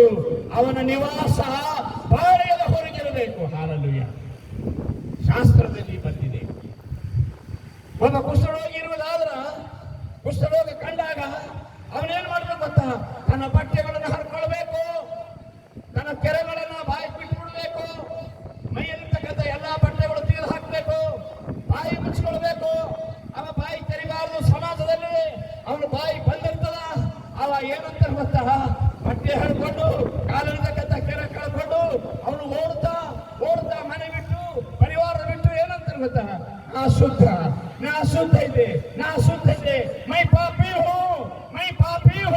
ಯೇಸು, ಮೈ ಪಾಪಿ ಹೋ. ದುನಿಯಾದನ್ನ ಯಾರೂ ಸೇರಿಸಿಕೊಂಡಿಲ್ಲ. ಶಾಸ್ತ್ರದಲ್ಲಿ ಬರೆಯಲ್ಪಟ್ಟದೆ, ನಾ ಪಾಪಿ ಇದೆ ಸ್ವಾಮಿ, ನಾ ಶುದ್ಧ ಇದೆ, ನನಗೆ ಯಾರೂ ಸೇರಲ್ಲ, ನನಗೆ ಯಾರೂ ಸಹಿಸಿಕೊಳ್ಳಲ್ಲ. ಇಲ್ವಾ? ನೀನು ಮನಸ್ಸಿದೆ ಏನು? ಸಮಾಜದಲ್ಲಿ ನನಗೆ ಯಾರೂ ಸೇರಲ್ಲ, ನಿನಗೆ ಏನಾದ್ರು ಮನಸ್ಸಾದೇನು? ನೀ ದೇವರಿದ್ದಿ, ನೀ ಸೃಷ್ಟಿಕರ್ತ ಇದ್ದಿ, ನೀ ರಕ್ಷಕ ಇದ್ದಿ. ಎಲ್ಲರೂ ನನ್ನನ್ನು ತಿರಸ್ಕಾರ ಮಾಡುತ್ತಾರೆ, ಎಲ್ಲರೂ ನನ್ನನ್ನು ಹೀಯಾಳಿಸುತ್ತಾರೆ. ಆದ್ರೆ ಸ್ವಾಮಿ, ನೀನು ಮಾತ್ರ ಮನಸ್ಸಿದ್ರ ನನಗೆ ಶುದ್ಧ ಮಾಡು. ನೀವು ಮಾಡಬಲ್ಲೆ, ನನಗೆ ಗೊತ್ತಿದೆ, ಅದನ್ನು ಕ್ಷಮಿಸಿದ್ರು. ಇವತ್ತು ದಿವಸ ನನ್ನ ಕುಷ್ಠರೋಗ, ನಾ ಶುದ್ಧ ಇದೆ ಸ್ವಾಮಿ, ನನಗೆ ಶುದ್ಧ ಮಾಡುವುದಾಗಿ ಕೂಗಿಕೊಳ್ಳುತ್ತಾನ. ಬಾಯಿ ಮುಚ್ಚಿಕೊಂಡು ಬಟ್ಟೆ ಹರಿದುಕೊಂಡು ತನ್ನ ತಂದೆ ತಾಯಿಗಳ ಮುಂದೆ, ಅಣ್ಣ ತಮ್ಮಂದಿರ ಮುಂದೆ, ಸಮಾಜದ ಮುಂದೆ ಓಡ್ತಾ ಹೋಗ್ಬೇಕು. ಊರಿಂದ ಊರಿಗೆ ಹೋಗ್ಬೇಕು. ಅವ ಎಲ್ಲಿರ್ಬೇಕು? ಪಾಳ್ಯದ ಹೊರಗೆ, ಊರಿನ ಹೊರಗೆ. ಇವನಿಗೆ ಯಾರು ಊರ ಬರೋಕೆ ಅಧಿಕಾರ ಇಲ್ಲ. ಯಾಕಂದ್ರೆ ಇವ ಅಶುದ್ಧ. ಪುರಾಣದಲ್ಲಿ ಬರೆಯಲ್ಪಟ್ಟ ಹಾಗೆ ಇಂಥವ್ರು ಯಾರು ದಯ ತೋರಿಸಬೇಕು? ಇವ್ರು ಯಾರು ಕರುಣೆ ತೋರಿಸಬೇಕು? ಯಾರು ಇವ್ರಿಗೆ ಪ್ರೀತಿ ಮಾಡಬೇಕು? ಸಮಾಜದಲ್ಲಿ ಯಾರು ಇವರನ್ನು ಪ್ರೀತಿ ಮಾಡುವುದಿಲ್ಲ. ಪ್ರಿಯರೇ, ನಾನು ನನ್ನ ಜೀವಮಾನದಲ್ಲಿ ಒಂದು ಸರ್ಕಾರಿ ಉದ್ಯೋಗ ಸಿಗಲಿದ್ದೇನೆ. 1977ನೇ ಇಸ್ವಿಯಲ್ಲಿ ಇದೇ ಕುಷ್ಠರೋಗ ಇಲಾಖೆಯಲ್ಲಿ ಒಬ್ಬ ಆರೋಗ್ಯ ಕಾರ್ಯಕರ್ತರಾಗಿ ನಾನು ಕಾರ್ಯ ಮಾಡಿದೆ. ಸುಮಾರು 40 ವರ್ಷಗಳು ಈ ಕುಷ್ಠರೋಗಿಗಳ ಮಧ್ಯದಲ್ಲಿ ನಾನು ಈ ಒಂದು ಕಾರ್ಯ ಮಾಡಿದ್ದೇನೆ. ಆ ಕುಷ್ಠರೋಗಿಗಳ ಕಷ್ಟ ಏನಿದೆ ನನಗೆ ಗೊತ್ತಿದೆ. ಈ ಕುಷ್ಠರೋಗಿಗಳು ಸಮಾಜದಲ್ಲಿ ಎಷ್ಟು ಶೋಷಣೆ ಒಳಗಾಗಿದ್ದಾರೆ. ಈ ಸಮಾಜದಲ್ಲಿ ಅವರು ಯಾರು ಸೇರಿಸಿಕೊಳ್ತಕ್ಕಂಥವರಲ್ಲ. ಅಂಥವರ ಒಂದು ಸೇವೆ, ಒಂದು ಭಯಂಕರವಾದಂಥ ಸೇವೆ. ಇಂಥ ಒಂದು ಸೇವೆ ಅವತ್ತಿನ ದಿವಸ ಯಾವ ಔಷಧ ಇರಲಿಲ್ಲ. ಅವತ್ತಿನ ದಿವಸ ಒಂದು ಮಾತ್ರ ಇರ್ತಿತ್ತು. ಅದು ಒಂದು ಮಾತ್ರ ಸಣ್ಣ ತನಕ ಸಾಯುವ ತನಕ ತಗೊಳ್ಬೇಕು. ಅದು ತಗೊಳ್ಬೇಕು, ಜೀವನ ಪರ್ಯಂತರ ಸಾಯಿ ತನಕ ಇತ್ತು. ಆದರೆ ಅದು ಮುಂದೆ 1982ನೇ ಇಸ್ವಿಯಲ್ಲಿ ಮಲ್ಟಿ ಡ್ರಗ್ ಥೆರಪಿ ಅಂತಕ್ಕಂಥದ್ದು ಬಂತು. ಅವಾಗ ಬಂದಿದ ಮೇಲೆ ಗೊತ್ತಾ, ಇವತ್ತು ದಿವಸ ಕುಷ್ಠರೋಗಗಳು ಕಡಿಮೆಯಾಗಿ ಹೊರಟು ಹೋಗಿವೆ. ಇದೇ ನೀವು ನೀಡೋದ, ಇದೇ ನಿಮ್ಮ ಠಾಣಾ ಕುಷ್ಣೂರು, ಇದೇ ಹೆಡಗಾಪುರ್ ಅವರಾದ ಈ ಒಂದು ಸೆಕ್ಷನ್ ನಲ್ಲಿ ಮೈಸೂರು ಜಿಲ್ಲೆ, ನಮ್ಮ ಕರ್ನಾಟಕ ಪ್ರದೇಶದಲ್ಲಿ ಎಲ್ಲಕ್ಕಿಂತ ಹೆಚ್ಚಾಗಿರುವಂತಹ ಕುಷ್ಠರೋಗಿಗಳಿದ್ದರು. ಇತಿಹಾಸದಲ್ಲಿ ನಮ್ಮ ಜಿಲ್ಲೆಯಲ್ಲಿ, ಇಲ್ಲಿ ಕರ್ನಾಟಕದ ಎಲ್ಲಾ ಕಡೆಗಳಲ್ಲಿ ಆ ಮ್ಯಾಪಿನಲ್ಲಿ ಗೊತ್ತಾಗುವ ಬೀದರ್ ಜಿಲ್ಲೆ ಕರ್ನಾಟಕದಲ್ಲಿ ಒಂದು ಶಿರಾ ತಲೆ ಇದ್ದ ಹಾಗೆ, ಕುಷ್ಠರೋಗದ ಸಹ ತಲೆ ಇದ್ದ ಹಾಗೆ ಎಷ್ಟು ಜನ ಇತ್ತು. ಈ ಒಂದು ದಿವಸ 1000 ಜನಸಂಖ್ಯೆಗೆ ಒಬ್ಬ ಕುಷ್ಠರೋಗಿ ಸಿಗ್ತಾರೆ. ಯಾರು ಇವತ್ತು ದಿವಸ ಕುಷ್ಠರೋಗಿಗಳು ಇಲ್ಲ. ಆದರೆ ಆವತ್ತಿನ ಸಮಾಜದಲ್ಲಿ ಬಹಳ ಕುಷ್ಠರೋಗಿಗಳಿದ್ದರು. ಯಾರೂ ಸೇರಿಸಿಕೊಳ್ತಾ ಇದ್ದಿಲ್ಲ, ಯಾರೂ ಸಹಿಸಿಕೊಳ್ತಿದ್ದಿಲ್ಲ. ಆ ಕುಷ್ಠರೋಗಿಗಳ ಆರೈಕೆ ಮಾಡಿದವರು ಯಾರು? ಅಂತ ಕುಷ್ಠರೋಗಿಗಳನ್ನು ರೂಪಿಸಿಕೊಂಡವರು ಯಾರೂ ಇಲ್ಲ. 4ನೇ ಶತಮಾನದಲ್ಲಿ ಒಬ್ಬ ವ್ಯಕ್ತಿ ಜಯಸಾಗರ್ ಒಬ್ಬನೇ. ರೋಗ ಬಾಧೆಯಲ್ಲಿ ಬಿದ್ದು ಹೋಗಿರುವಂತವರು, ಕೊರಡರು, ಕುಂಟರು, ಕಿವುಡರು, ಮೈಯಲ್ಲಿ ಒಣಗಿದವರು, ರಕ್ತಸ್ರಾವ ಇದ್ದವರು, ಭೂಮಿಯಲ್ಲಿ ತಿರಸ್ಕಾರ ಹೊಂದಿದವರು, ಇವರೆಲ್ಲ ಎಲ್ಲಿರಬೇಕು? ಶಾಸ್ತ್ರದಲ್ಲಿ ಊರು ಹೊರಗಿರ್ಬೇಕು. ಇವರು ಯಾಕೆ ಗೊತ್ತಾ? ಇವರು ಅಶುದ್ಧರು. ನಾನು ನಿಮಗೆ ವಿಶೇಷವಾದಂತ ಈ ಒಂದು ವಿಷಯ ನಿಮಗೆ ಹೇಳಕ್ಕೆ ಇಷ್ಟಪಡ್ತೀನಿ ಪ್ರಿಯರೇ. ಈ ಕುಷ್ಠರೋಗ ಇದ್ದವರು ಊರು ಹೊರಗಿರ್ಬೇಕು. ಒಳಗಿನ ಅರ್ಥ ಏನಿದೆ ಗೊತ್ತಾ? ಅಶುದ್ಧ. ಅಶುದ್ಧ ಅಲ್ಲ, ಕಾರಣ ಏನಿದೆ? ಅಶುದ್ಧ ಅಂತಕ್ಕಂಥದ್ದು ಏನಿದೆ? ಈ ಕುಷ್ಠರೋಗಕ್ಕೆ ಒಂದು ವೈರಸ್ ಇದೆ, ಅದು ಲೆಪ್ರಾ ವೈರಸ್ ಅಂತ ಕರೀತಾರೆ. ಲೆಪ್ರಾ ಬ್ಯಾಸಿಲಿ ಇರ್ತಕ್ಕಂಥದ್ದು. ಅದು ಯಾವನಲ್ಲಿ ಹೋಗ್ತದೆ ಅವನಿಗೆ ಆ ಲಕ್ಷಣ ಬರ್ತದೆ. ಯಾವನಲ್ಲಿ ಈ ಒಂದು ಲೆಪ್ರಾ ಬ್ಯಾಸಿಲಿ ಅಂತಕ್ಕಂಥದ್ದು, ಇದು ಹುಳ ರೋಗಾಣು ಇರ್ತದ, ಅದು ಗಾಳಿಯಲ್ಲೆಲ್ಲ ಸಂಚರಿಸ್ತಾ ಇರ್ತದೆ. ಅದು ಯಾರಲ್ಲಿ ಹೋಗ್ತದ ಅವನಿಗೆ 5 ವರ್ಷ ತನಕ ಏನೂ ಆಗಲ್ಲ. 5 ರಿಂದ 10 ವರ್ಷ ಆಗಿದ ಮೇಲೆ ಗೊತ್ತಾ ಸಣ್ಣದೊಂದು ಪ್ಯಾಚ್ ಕಾಣಿಸ್ತದೆ ಮೈ ಮೇಲೆ, ತಿಳಿ ಬಿಳಿ ತಾಮ್ರ ಬಣ್ಣದ ಒಂದು ಬಚ್ಚೆ ಕಾಣಿಸ್ತದೆ. ಅವಾಗ ಆ ಜಾಗದಲ್ಲಿ ಸುಂದಿರ್ತದೆ. ಅಂಥ ಒಂದು ಮನುಷ್ಯ ಪ್ರಾರಂಭದಲ್ಲಿ ಏನು ಗೊತ್ತವ್ರಿಗೆ ಗೊತ್ತಾಗೋದಿಲ್ಲ, ಇಂಥ ಕಾಯಿಲೆ ಅಂತಕ್ಕಂಥವ್ರಿಗೆ ಗೊತ್ತಾಗೋದಿಲ್ಲ.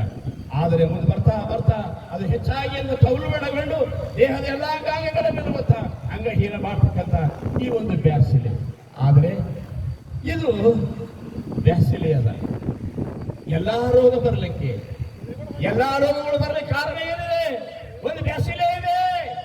ಮಾನವ ಮನುಷ್ಯನಿಗೆ ಒಂದು ಬ್ಯಾಸಿಲೆ ಹಿಡಿದಿದೆ. ಅದು ಕುಷ್ಠರೋಗದ ಬ್ಯಾಸಿಲೆ ಅಲ್ಲ, ಎಲ್ಲಾ ಕಾಯಿಲೆಗಳ ಬ್ಯಾಸಿಲೆ ಅದದು. ಎಲ್ಲಾ ಕಾಯಿಲೆಗಳ ವೈರಾಣು ಅದದು.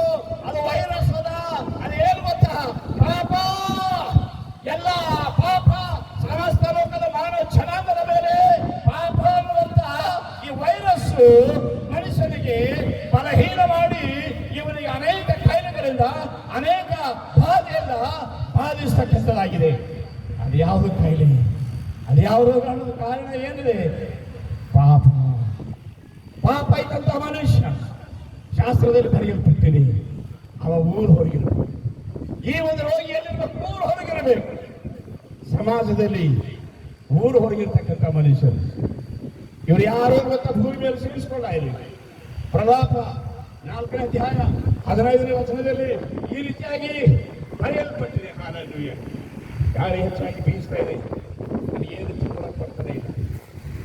ಪ್ರಲಾಪ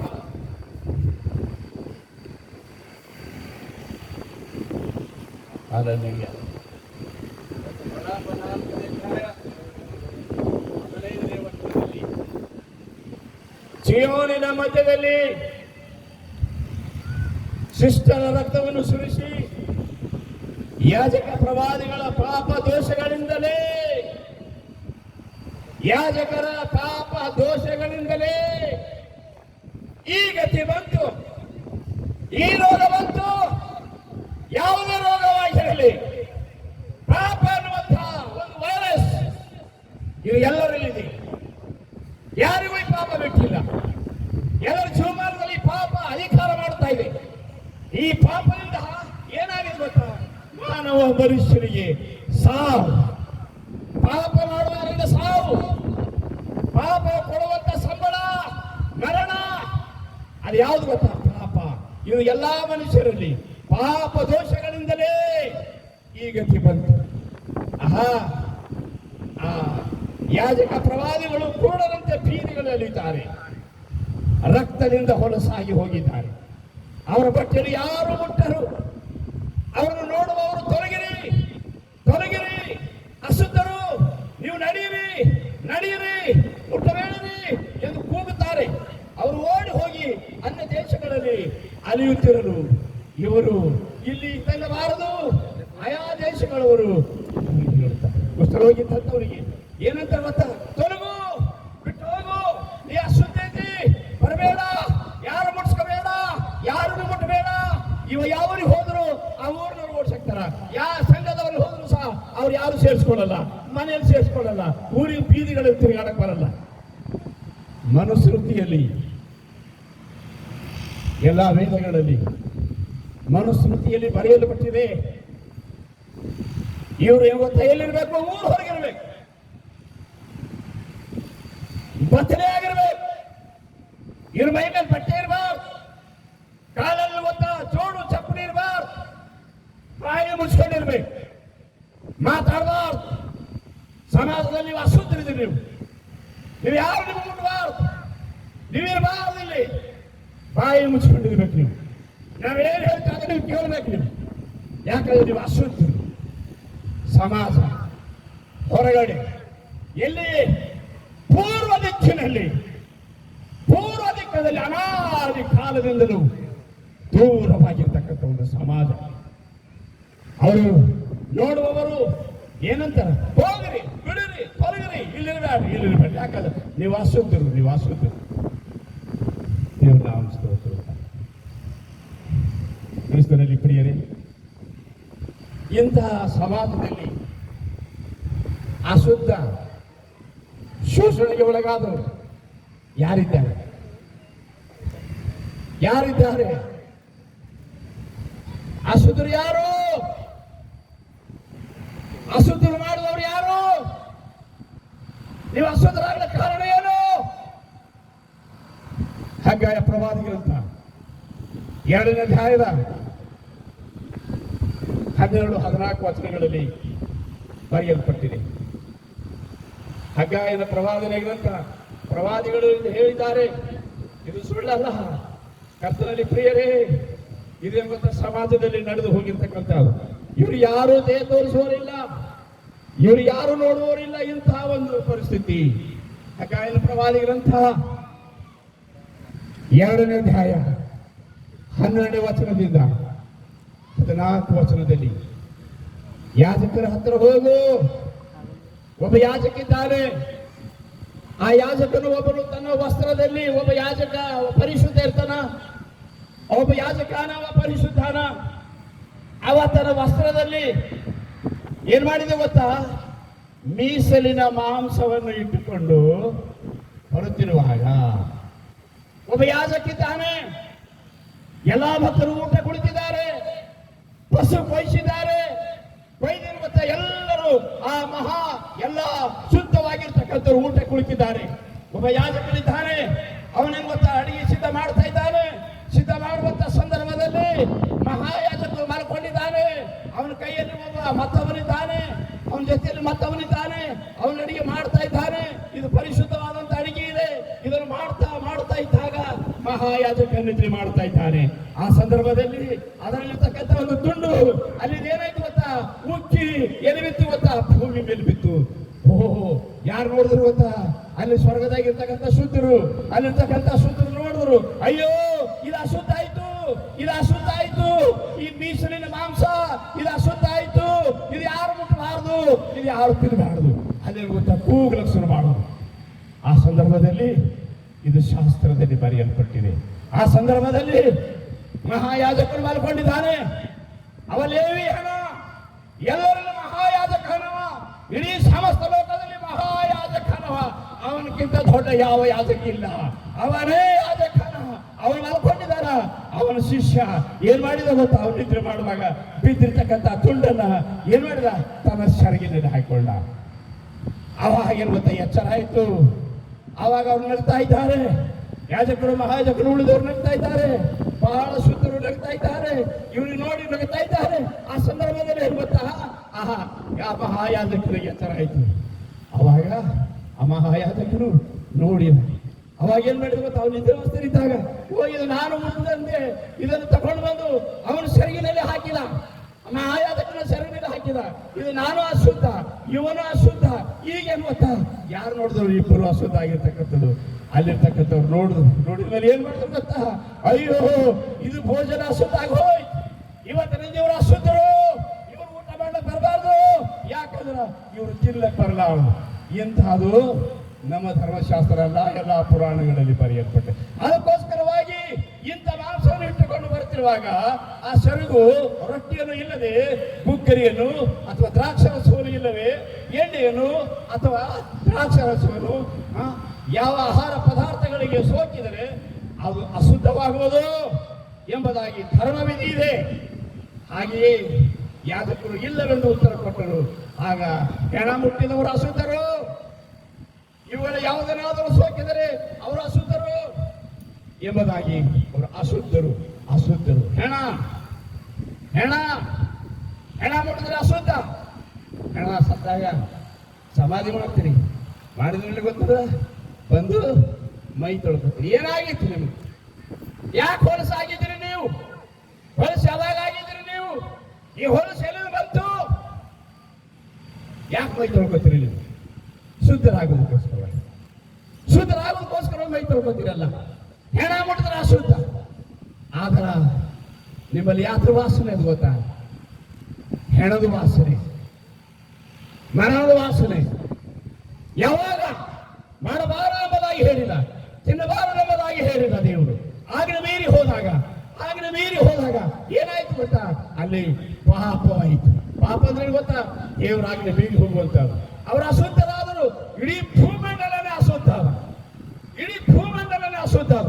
ಮಾನವ ಮನುಷ್ಯ ಜನ್ಮವಾಗುವಂತ ದಿನ ಇದು ಅಶುದ್ಧತನದಿಂದ ಪ್ರಾರಂಭವಾಗಿದೆ. ಕಾಮರೂಪದಿಂದ ಹುಟ್ಟುವಂತಹ ಪ್ರತಿಯೊಂದು ಈ ಸಮಸ್ತ ಭೂಮಿ, ಸಮಸ್ತ ಜನಾಂಗ ಶುದ್ಧ ಆಗ್ಬೇಕಲ್ಲ. ಮರಣ, ಈ ಅಶುದ್ಧತನದಿಂದ ಹುಟ್ಟುವಂತ ಮಕ್ಕಳು ಏನದು ಗೊತ್ತಾ?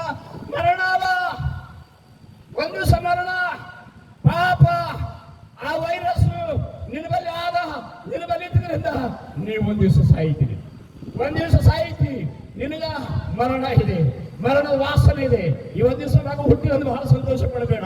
ಅದು ಸಾಯುವುದು ಜೊತೆಯಲ್ಲಿ ತಗೊಂಡು ಬಂದಿದೆ. ಅದು ಸಾಯ್ತದ, ಮರಣ ಅದ, ಅದ್ರ ಮೇಲೆ ವಾಸನೆ ಅದ. ಅದು ಏನೋ ಗೊತ್ತಾ? ಮರಣ ವಾಸನೆ ಅದ. ಇದು ಹೊಲಸಾದ. ಅವಾಗ ಈ ಕುಷ್ಠರೋಗಿ ಬಂದು, ಸ್ವಾಮಿ ನಿನಗೆ ಮನಸ್ಸಿದ್ದರೆ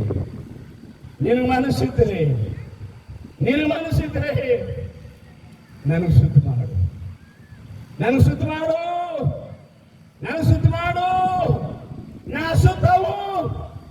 ನಾ ಶುದ್ಧ ಇದೆ ಭೂಮಿ ಮೇಲೆ. ನನಗೆ ಶುದ್ಧ ಮಾಡು. ನಾ ಶುದ್ಧ ಇದೆ ಸ್ವಾಮಿ.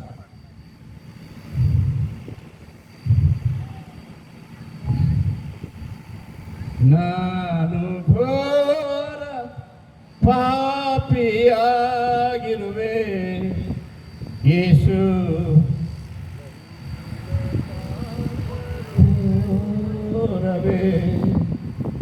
ನಾನು ಘೋರ ಪಾಪಿಯಾಗಿರುವೆ ಯೇಸು, ನನ್ನ ಪಾಪ ಘೋರವೇ. ನೋಡುವುದಕ್ಕೆ ಒಳ್ಳೆಯವನಲ್ಲ, ಕಾಣುವುದಕ್ಕೆ ಒಳ್ಳೆಯ ಗುಣಗಳಿಲ್ಲ. ನೋಡುವುದಕ್ಕೆ ಒಳ್ಳೆಯವನಲ್ಲ, ಕಾಣುವುದಕ್ಕೆ ಒಳ್ಳೆಯ ಗುಣಗಳಿಲ್ಲ. ನನ್ನಂಥ ಪಾಪಿಯ ಹುಡುಕುತ್ತ ಬಂದು ಎದೆಯಲ್ಲಿ ಅಪ್ಪಿಕೊಂಡೆ. ನನ್ನಂಥ ಪಾಪಿಯ ಹುಡುಕುತ್ತ ಬಂದು ಎದೆಯಲ್ಲಿ ಅಪ್ಪಿಕೊಂಡೆ.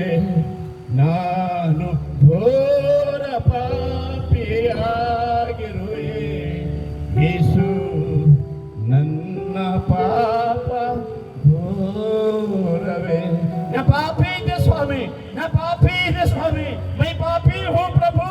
मैं पापी हूँ प्रभु, तुझे इच्छा रहे तो मुझे छू ले, तेरा इच्छा है तो मुझे स्वस्थ किए. मैं पापी हूँ प्रभु, मैं पापी हूँ. ನಾ ಪಾಪಿ ಇದೆ ಸ್ವಾಮಿ, ನನ್ನ ಕ್ಷಮಿಸು, ನನ್ನ ಪಾಪ ಪರಿಹಾರ ಮಾಡು. ನಾನು ಶುದ್ಧ ಆಗ್ತೇನೆ, ನನ್ನ ಮನಸ್ಸುಂಟು, ನಾನು ಶುದ್ಧ ಆಯ್ತೆ ಸ್ವಾಮಿ, ನನಗೆ ಮುಟ್ಟು. ಯೇಸುವಿನ ಬಳಿಗೆ ಬಂದ. ಈ ಒಂದು ದಿವಸ ಸಮಸ್ತ ಲೋಕ ಅಶುದ್ಧ. ನಾ ಶುದ್ಧ ಅಂತ ಹೇಳ್ಬೇಡ.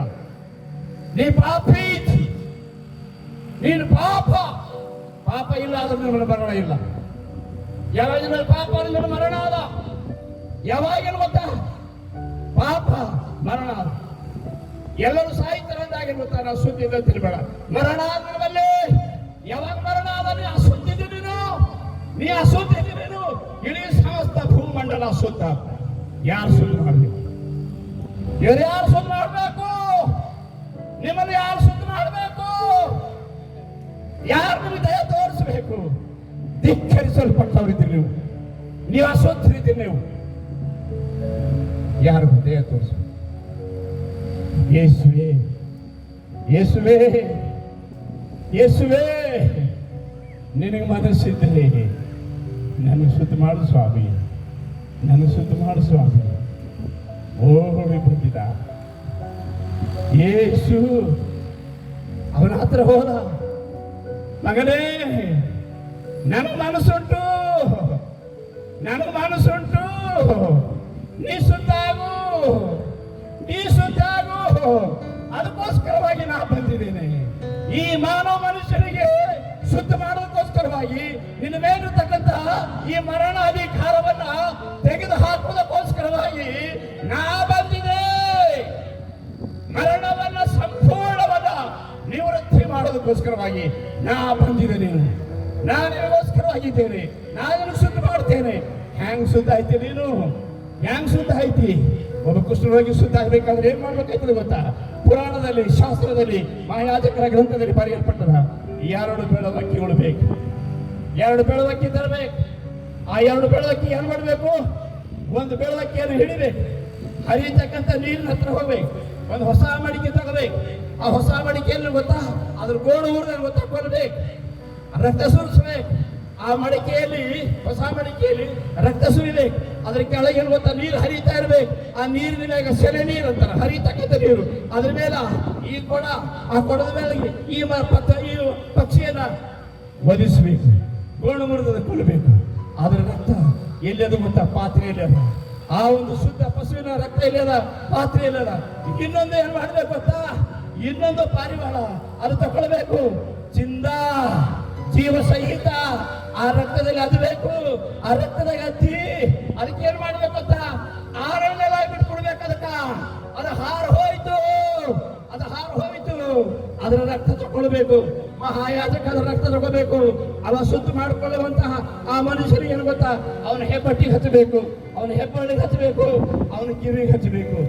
ದೇವ್ರ ಮಕ್ಕಳೇ, ನೀವು ಪೂಜೆ ಮಾಡುವಾಗ ಏನ್ ಮಾಡ್ತೀರಿ ಗೊತ್ತಾ? ಕುಂಕುಮ ಹಚ್ಚುವಾಗ ಮನೆಗೆ ಹಚ್ತೀರಿ, ತಲೆಗೆ ಹಚ್ಕೋತೀರಿ, ಆಮೇಲೆ ಈಗ ಬಳ್ಳಿಗೆ ಹಚ್ತೀರಿ, ಕಿವಿಗೆ ಹಚ್ಕೋತೀರಿ. ಇದು ಎಲ್ಲಿ ಬರೆದಿದೆ? ಆ ರಕ್ತ ಏನಿದೆ? ಅದು ಆರಣ್ಯಕ್ಕೆ ಓಡಿ ಹೋಯ್ತು. ಆ ರಕ್ತ ಸುರಿಸಿ ಅದು ಆರಣ್ಯಕ್ಕೆ ಓಡಿ ಹೋಯ್ತು. ಶಾಸ್ತ್ರ ಅವಾಗ ಅವ ಶುದ್ಧ ಆಯ್ತ. ಅವಾಗ ಕ್ಷೌರ ಮಾಡಿಸ್ಕೋಬೇಕು. ಅವ ಪೂರ್ಣ ತಲೆ ಕೂದಲು ಗಂಟ ಎಲ್ಲ ಕ್ಷೌರ ಮಾಡಿಸ್ಕೊಳ್ಬೇಕು. ಅವ ಮುಳುಗುವ ನೀರಿನಲ್ಲಿ ಮುಳುಗಬೇಕು, ಹರಿಯತಕ್ಕಂಥ ನೀರಿನಲ್ಲಿ ಮುಳುಗಬೇಕು. ಅವ ಮುಳುಗಬೇಕು, 7 ಸಾರಿ ಮುಳುಗಬೇಕು. ಮುಳುಗಲೇಬೇಕು ಗೊತ್ತಾ? 7 ಬೇಕು. ಅವ ಶುದ್ಧ, ಶುದ್ಧ. Hallelujah, hallelujah. ಅವ ಶುದ್ಧ. ಯೇಸು ಇವತ್ತಿನ ದಿವಸ ಆ ಮಗನ ಹತ್ರ ಬಂದು ಮುಟ್ಟುವುದಕ್ಕೆ ಹೋಗ್ತಾ ಇದ್ದಾರೆ. ನನ್ನ ಮನಸ್ಸುಂಟು ಶುದ್ಧ ಆಗು, ನನ್ನ ಮನಸ್ಸುಂಟು ಶುದ್ಧ ಆಗು. ಆ ಪುಸ್ತಕವಾಗಿ ಹಿಂದಕ್ಕೆ ಹೋಗ್ತಾ ಇದ್ದಾರೆ. ಮುಟ್ಟಬೇಡ, ನನಗೆ ಮುಟ್ಟಬೇಡ ಸ್ವಾಮಿ, ನಾ ಸ್ವತ್ತಿದ್ದೆ, ನನಗೆ ಮುಟ್ಟಬೇಡ, ನಾ ಸ್ವತ್ತಿದ್ದೆ, ನನಗೆ ಮುಟ್ಟಬೇಡ. ಹೋಗ ಶುರು ಮಾಡಿ. ನನ್ನ ಮನಸ್ಸುಂಟು, ನೀ ನನಗೆ ಬೇಕು, ನೀ ನನಗೆ ಬೇಕು. ನನಗೆ ನೀವು ಶುದ್ಧ ಮಾಡಕ್ಕೆ ನನ್ನ ಮನಸ್ಸಾದ. ನನ್ನ ರಕ್ತ ಸುರಿಸ್ತೆ, ನಿನ್ನ ಶುದ್ಧ ಮಾಡೋದಕ್ಕೋಸ್ಕರವಾಗಿ ನನ್ನ ಜೀವ ಕೊಡ್ತೆ, ನನ್ನ ರಕ್ತ ಸುರಿಸ್ತೆ, ನನ್ನ ರಕ್ತ ಪ್ರೋತ್ಸಾಹಿಸ್ತೆ, ನನ್ನ ರಕ್ತ ಮಾಡ್ತಾ ಶುದ್ಧ ಮಾಡ್ತೇನೆ. ನಾನು ಯಾವುದೇ ಯಜ್ಞ ಹೋಮ ಆಗ್ಬೇಕಾದ್ರೆ ರಕ್ತ ಇಲ್ಲದೆ ಪಾಪ ಪರಿಹಾರ ಇಲ್ಲ, ರಕ್ತ ಇಲ್ಲದೆ ಪಾಪ ಪರಿಹಾರ ಇಲ್ಲ. ಯಾವ ಯಜ್ಞ ಹೋಮಗಳ ರಕ್ತ ಬೇಕಾಗಿಲ್ಲ. ಪಾಪ ಪರಿಹಾರ ಆಗೋದಕ್ಕೋಸ್ಕರವಾಗಿ ಯಾವ ಯಜ್ಞ ಪಶುವಿನ ರಕ್ತ ಬೇಕಾಗಿಲ್ಲ, ಕೋಳಿ ಹುರಿ ಹೋತ ಬೇಕಾಗಿಲ್ಲ. ಒಬ್ಬ ಮನುಷ್ಯನಿದ್ದಾನೆ, ಅವನು ಯಾರು ಗೊತ್ತಾ? ಯೇಸು. ಅವನ ರಕ್ತ ಬೇಕು. ಅವನ ರಕ್ತದಲ್ಲಿ ಪಾಪ ಶುದ್ಧ ಆಗ್ತದೆ. ಅವನಿಗೆ ಮಾತ್ರ ಶುದ್ಧ ಆಗ್ತಿ. ಅವ ಹೊರತು ಶುದ್ಧ ಆಗಕ್ಕೆ ಸಾಧ್ಯ ಇಲ್ಲ. ಶಾಸ್ತ್ರದಲ್ಲಿ ಬರೆಯಲ್ಪಟ್ಟಿದೆ. ಯೇಸು ಹೋಗಿ ಮುಟ್ಟಿದ ತಕ್ಷಣ ಶುದ್ಧ. ನನ್ನ ಕೈಗಳೆಲ್ಲ ಹೋಗಿದ್ದು, ಕಣ್ಣು ಹೋಗಿತ್ತು, ನನ್ನ ಕಿವಿಗಳೆಲ್ಲ ಹೋಗಿದ್ದು, ಕಾಲುಗಳೆಲ್ಲ ಹೋಗಿತ್ತು. ಅಯ್ಯೋ, ನನ್ನ ಶರೀರ ಎಲ್ಲ ಶುದ್ಧ ಆಯ್ತು. ಈಗ ನಾ ಶುದ್ಧ ಆದೆ, ಈಗ ನಾ ಶುದ್ಧ ಆದೆ, ಈಗ ನಾ ಶುದ್ಧ ಆದೆ. ಹೆಂಗ್ ಶುದ್ಧ ಆದಿ? ಆ ಕುಷ್ಠರೋಗ ಎಲ್ಲಿ ಹೋಯ್ತು? ಎಲ್ಲಿ ಹೋಯ್ತು? ಆ ರೋಗ ಎಲ್ಲಿ ಹೋಯ್ತು? ಆ ರೋಗದ ವೈರಸ್ ಎಲ್ಲಿ ಹೋಯ್ತು? ಯೇಸು ಮುಟ್ಟಿದ. ಯಾರು ಮುಟ್ಟಿಸಿಕೊಳ್ಳದಂತಹ ಈ ವ್ಯಕ್ತಿ, ಯಾರು ಮುಟ್ಟಿಸಿಕೊಳ್ಳದಂತಹ ಸಮಾಜದಲ್ಲಿ ನೀವು, ಯಾರು ಸೇರಿಸಿಕೊಳ್ಳದಂತಹ ನಿಮ್ಮ ಜನ, ಯೇಸು ನಿಮ್ಮನ್ನು ಮುಟ್ಟಿಸಿಕೊಂಡ. ನಿಮ್ಮನ್ನು ಮುಟ್ಟಿದ್ದಾನೆ. ಮುಟ್ಟಿದ ಆರೋಗ್ಯನ ಮುಟ್ಟಿದ ತಕ್ಷಣ ಅದು ಎಲ್ಲಿ ಹೋಯ್ತು ರೋಗ? ಆ ರೋಗ ಎಲ್ಲಿ ಹೋಯ್ತು? ಯೇಸುವಿನ ಬಳಿಗೆ ಹೋಯ್ತು. ಯೇಸು ಸ್ವಾಮಿಗೆ ಆ ರೋಗ ಶುರು ಆಯಿತು. ಆರೋಗ್ಯ ರೋಗ ಯೇಸು ಸ್ವಾಮಿ ಶರೀರಕ್ಕೆ ಬಂತು. ಯೇಸು ಸ್ವಾಮಿ ಹಿಡ್ಕೊಂಡಿತು, ಅವನಿಗೆ ಬಿಟ್ಟು ಹೋಯ್ತು. ಬಿಡುಗಡೆ, ಸತ್ಯವೋ ನಿಮ್ಮನ್ನು ಬಿಡುಗಡೆ ಮಾಡುತ್ತದೆ. ಒಬ್ಬನಿದ್ದಾರೆ ಸತ್ಯವಂತರು, ಅವನನ್ನು ಮಾತ್ರ ಪಾಪ ಬಿಡುಗಡೆ ಆಗಕ್ಕೆ ಸಾಧ್ಯ ಇದೆ. ಅವನು ಹೊರತು ಯಾರ ರಕ್ತದಿಂದ ಪಾಪ ಪರಿಹಾರ ಇಲ್ಲ. ನೀ ಎಷ್ಟು ಗುಡಿ ಗೋಪುರ ತಿರುಗಿದರು, ನೀ ಎಷ್ಟು ಕುಂಡಗಳನ್ನು ಮುಳುಗಿದರು, ನೀ ಎಷ್ಟು ಯಜ್ಞ ಹೋಮ ಮಾಡಿದರು, ನಿನ್ನ ಪಾಪ ಪರಿಹಾರ ಇಲ್ಲ. ನಿನಗಲ್ಲಿ ಒಂದು ವಾಸನೆ ಇದೆ. ಅದು ಯಾವ ವಾಸನೆ? ಪಾಪ. ನಿನ್ನ ಪಾಪ ಪರಿಹಾರ ಆಗಲ್ಲ, ನೀನು ಶುದ್ಧ ಆಗಲ್ಲ, ನೀ ಅಶುದ್ಧ ಇದ್ದೀನಿ. ಅಶುದ್ಧ ಇದ್ದೀನಿ ಎಲ್ಲಿ ತನಕ ಕ್ರಿಸ್ತನ ಬಳಿಗೆ ಬರಲ್ಲ. ಅಶುದ್ಧ ಆಗ ಬರೆಯಲ್ಪಟ್ಟಿದೆ. ಆಗ ಅವನು ಶುದ್ಧನಾದ. ಶುದ್ಧ ಆಗಿದ ಮೇಲೆ ಏನ್ ಮಾಡ್ದ? ಅವನು ಹೊರಟೋದ, ಶುದ್ಧ ಆದ.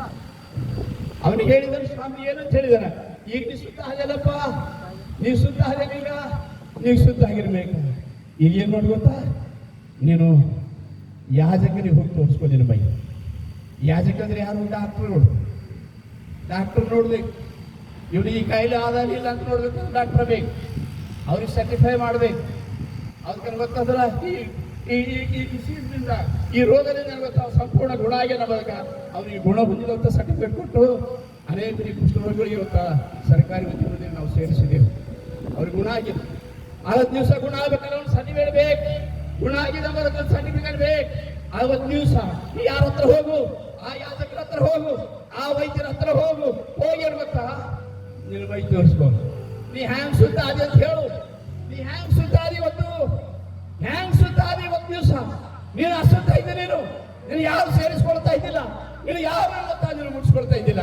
ಈ 1 ದಿವಸ ಹ್ಯಾಂಗ್ ಶುದ್ಧ ಆದಿ ನೀನು? ಹೋಗಿ ಹೇಳು, ಆ ಯಾಜಕನಿಗೆ ಹೇಳು, ಯೇಸು ನನ್ನನ್ನು ಮುಟ್ಟಿದ್ದಾನೆ, ಯೇಸು ನನ್ನನ್ನು ಮುಟ್ಟಿದ್ದಾನೆ. ಎಲ್ಲರೂ ಹೇಳಿ, ಯೇಸು ನಮ್ಮನ್ನು ಮುಟ್ಟಿದ್ದಾನೆ, ಯೇಸು ನನ್ನನ್ನು ಮುಟ್ಟಿದ್ದಾನೆ, ಯೇಸು ನಮ್ಮನ್ನು ಮುಟ್ಟಿದ್ದಾನೆ. ನೀವು ಹೋಗಿ ಹೇಳು. ಇದೇ ಶುಭವಾರ್ತೆ, ಇದೇ ಶುಭವಾರ್ತೆ. ಧಿಕ್ಕರಿಸಲ್ಪಟ್ಟವರೇ, ಎಲೆ ಕಷ್ಟಪಡುವವರೇ, ಪಾಪದ ಭಾರ ಹೊತ್ತವರೇ, ನೀವೆಲ್ಲರೂ ನನ್ನ ಬಳಿ ಬಂದಿರಿ. Come with me, come with me, मेरे पास आओ, ಸುದ್ದಿ ಪಾವೋ. ನನ್ನ ಬಳಿ ಬಂದಿರಿ, ನಿಮ್ಮ ಪಾಪನ ಪರಿಹಾರ ಮಾಡ್ತೀನಿ, ನಿಮ್ಮ ಪಾಪ ಶುದ್ಧಿ ಮಾಡ್ತೀನಿ. ಆಗ ಕುಷ್ಠರೋಗಿ ಹೊರಟೋಯ್ತು. ಅವನು ಹೊರಟೋದ. ಯೇಸು ಅವನನ್ನು ಕಳಿಸಿಕೊಟ್ಟ ಶುದ್ಧಿ ಮಾಡಿ. ಆದರೆ ಅವನು ಹೊರಟು ಹೋಗಿ ಏನ್ ಮಾಡ್ದ? ಈ ಸಂಗತಿಯನ್ನು ಬಹಳವಾಗಿ ಸಾರಿ ಹಬ್ಬಿಸಿದ. ಯೇಸು ನನ್ನನ್ನು ಮುಟ್ಟಿದ್ದಾನೆ. ಈ ಸುವಾರ್ತೆಯನ್ನು ಸಾರಿ ಹೇಳುವುದಕ್ಕೆ ಗ್ರಾಮ ಗ್ರಾಮ ಹಳ್ಳಿಗೆ ಗೊತ್ತಂದ್ರ ಅವ ಹೋಗ್ತಾ ಇದ್ದಾನೆ. ಕರ್ತನಲ್ಲಿ ಪ್ರಿಯರೇ, ಈ 1 ದಿವಸ ನಾವು ನಿಮ್ಮ ಊರಿಗೆ ಬರಬೇಕಾದ ಕಾರಣ ಇದೆ. ನಾ ಶುದ್ಧ ಆಗಿದ್ರೆ ನನ್ನ ಮನೆಯಲ್ಲಿ ಕೂಡಬಾರ್ದು. ನಾ ಕ್ರೈಸ್ತ ಇದ್ದೆ, ನಾನು ಯೇಸುವಿನ ಸಿಪಾಯಿ ಇದ್ದೆ, ನಾನು ಆತನ ಶುದ್ಧ ಮಾಡಿದಾನ, ಮಾಪ ಮರಣದಿಂದ ಬಿಡುಗಡೆ ಮಾಡಿದಾನ. ಈ ಸುದ್ದಿಯನ್ನ ನಾ ಸಾರಿ ಹೇಳಬೇಕಾಗಿದೆ. ಈ ಸುದ್ದಿಯನ್ನು ಪಾಪ ಪರಿಹಾರ ಮಾಡಿದ್ದಾನೆ. ಯೇಸುವಿನ ಬಳಿಗೆ ಬರುವುದರಿಂದ ಪಾಪ ಪರಿಹಾರ ಇದೆ ಎಂಬುದಾಗಿ ಈ ಸುವಾರ್ತೆಯನ್ನ ಆ ಕುಷ್ಠರೋಗಿ ಎಲ್ಲಾ ತನ್ನ ನೆರೆಯವರಲ್ಲಿ, ಬಂಧು ಬಾಂಧವರಲ್ಲಿ, ಎಲ್ಲಾ ಹಳ್ಳಿ ಗ್ರಾಮಗಳಲ್ಲಿ ಸಾರುತ್ತಾ ಇದೇ ಸುವಾರ್ತೆ. ಆ ಯೇಸು ನಿಮ್ಮ ಬಳಿ ಬಂದಿದ್ದ, ನಿಮ್ಮ ಮನೆ ಬಂದಿದ್ದ. ಈಗ ನೀವು ಶುದ್ಧರಾಗಿದೆ, ಯೇಸುವನ್ನು ಸ್ವೀಕಾರ ಮಾಡಿದ. ಆದ್ರೆ ಬಂದಿದ್ದ ಅವ ಹೇಳುತ್ತಾ ಊರು ಗ್ರಾಮ ಎಲ್ಲ ಅವನು ಹೊರಟು ಹೋದ. ಆದ್ರ ಯೇಸು ಎಲ್ಲಿಗೆ ಹೋದ? ಅವನು ಕುಷ್ಠರೋಗಿತನಿಗೆ ನತ್ತು. ಯೇಸು ಬಹಿರಂಗವಾಗಿ ಇನ್ನು ಯಾವ ಊರೊಳಗೆ ಹೋಗಲಾರದೆ ಅಡವಿಯ ಸ್ಥಳಗಳಿಗೆ ಹೊರಟು ಹೋದನು. ಇವ ಮೊದಲ ಅಡವಿಯಲ್ಲಿರ್ತಿದ್ದ ಕುಷ್ಠರೋಗಿ. ಇವ ಗೊತ್ತಾ ಮನೆಗಿರಬಾರದು ಕುಷ್ಠರೋಗಿ. ಎಲ್ಲಿ ಹೋದ ಗೊತ್ತಾ? ಅಡವಿಯಲ್ಲಿರ್ತಿದ್ದ. ಈಗ ಯೇಸು ಸ್ವಾಮಿ ಅವನು ಮುಟ್ಟಿದ್ದಾನೆ. ಅವನ ರೋಗ ಯೇಸುವಿನ ಹತ್ರ ಬಂತು. ಈ ರೋಗಿ ಗೊತ್ತಾ ಮನೆಗೆ ಹೋದ, ನನ್ನ ಬಂಧು ಬಾಂಧವರ ಹೋದ, ನೆಲೆ ಹೊರಗೆ ಹೋದ, ಸುವಾರ್ತೆ ಸಾರ್ತಾ ಹೋದ. ಯೇಸು ನನ್ನನ್ನು ಸ್ವಸ್ಥ ಮಾಡಿದನು ಹೇಳುತ್ತಾ ಹೋದ. ಇದು ಶುಭವಾರ್ತೆ ಸಾರ್ತಾ ಹೋದ. ಯೇಸು ಎಲ್ಲಿಗೆ ಹೋದ? ಅಯ್ಯೋ ಕುಷ್ಠರೋಗ ಅವನಿಗೆ ಹತ್ತು. ಈಗ ಅವನು ಎಲ್ಲಿ ಹೋದ? ಈಗ ಆ ಕುಸುಮ ರೋಗಿಗಿಂತ ಮುಟ್ಟಿದ, ಆಕೆ ಸ್ವಸ್ಥ ಆಯ್ತು. ಆ ರೋಗ ಎಲ್ಲಿ ಹೋಯ್ತು? ಕುಂಟನಿಗೆ ಗೊತ್ತಾ ಮುಟ್ಟಿದ, ಆ ಕುಂಟು ಕಾಲವರಿಗೆ ಬಂತು, ಅವ್ರ ರೋಗ ಎಲ್ಲಿ ಹೋಯ್ತು? ರೋಗಿಗಳ ರೋಗ ಎಲ್ಲಿ ಹೋಯ್ತು? ಪ್ರಾರ್ಥನೆ ಮಾಡಿದ, ಅವರಿಗೋಸ್ಕರ ಪ್ರಾರ್ಥನೆ ಮಾಡಿದ, ಆ ರೋಗ ಎಲ್ಲ ತಾವುಕೊಂಡ. ಎಲ್ಲಿಗೆ ಹೋಗ್ಲತ್ತಾನೆ ಗೊತ್ತಾ?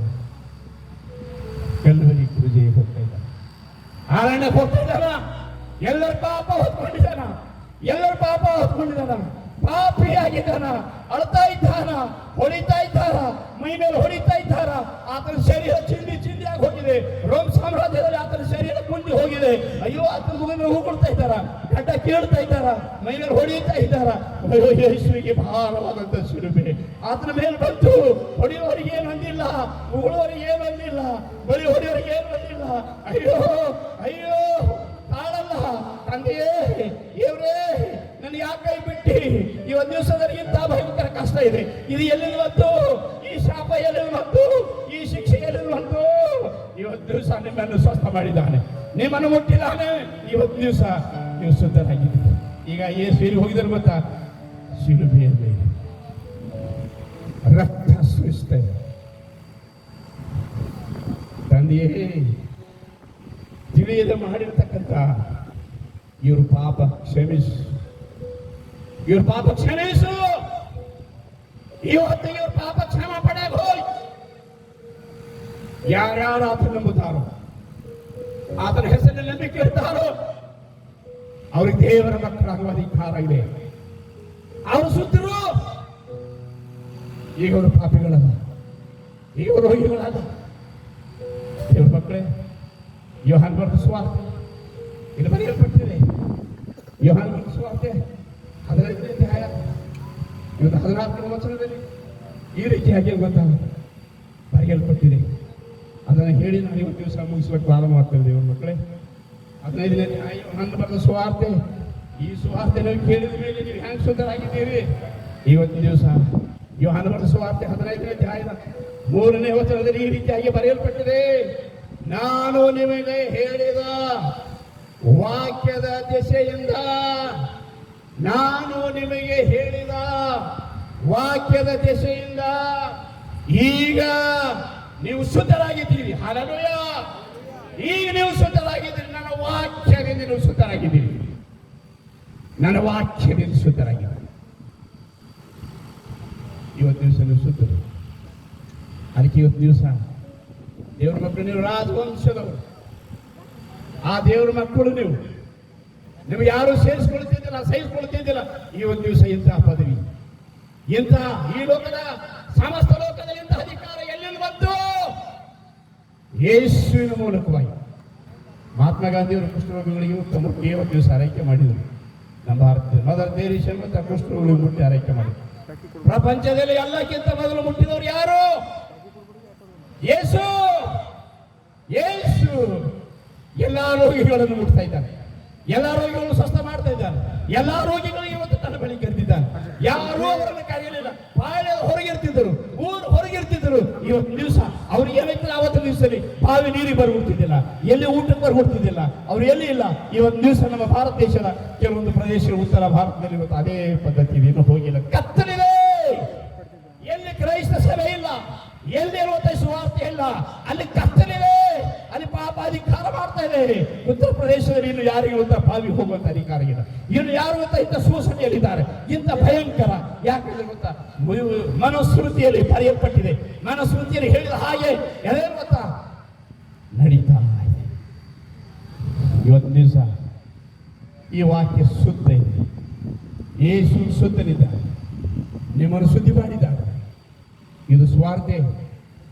ಅದಕ್ಕೆ ನಾವು ಹಳ್ಳಿ ಗ್ರಾಮ ಗ್ರಾಮಕ್ಕೆ ಹೋಗಿ ಹೇಳಬೇಕಾಗಿದೆ. ಯಾಕಂದ್ರೆ ನಾನು ಸ್ವಸ್ಥ ಆಗಿದೆ, ನಾನು ಸ್ವಸ್ಥ ಆಗಿದೆ, ನಾನು ಹೇಳಬೇಕಾಗಿದೆ. ನೀವು ಸ್ವಸ್ಥ ಆದ ನಾನು ತಕ್ಕಂಥ ಆಸೆ ನಿಮಗಿರಬೇಕು. ನಿಮಗೆ ಒಂದು ವೇಳೆ ಸ್ವಸ್ಥ ಆಗಿರುವುದಾದ್ರೆ, ನೀವು ಪಾಪದಲ್ಲಿ ಒಂದು ವೇಳೆ ಬಿಡುಗಡೆ ಆಗಿರುವುದಾದ್ರೆ, ನೀವು ಆತನ ಸ್ವಾರ್ಥ ಸಾರಬೇಕು.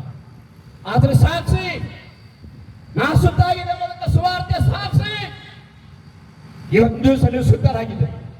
ಈ ಸುವಾರ್ತೆಯನ್ನು ಸಹಾಯ ಮಾಡಬೇಕು, ಈ ಸುವಾರ್ತೆಯನ್ನು ಸಾರಬೇಕು. ಇವತ್ತು ದಿವಸ ಈ ಸಭೆ, ಈ ಊರಲ್ಲಿ ಒಂದು ಸಭೆ ಇದೆ. ನೀವು ಒಂದು ವೇಳೆ ಈ ಸಭೆಯಿಂದ ಈ ಊರಿಗೆ ರಕ್ಷಣೆ ಆಗಬೇಕಾಗಿದೆ, ನಿಮ್ಮಿಂದ ರಕ್ಷಣೆ ಆಗಬೇಕಾಗಿದೆ.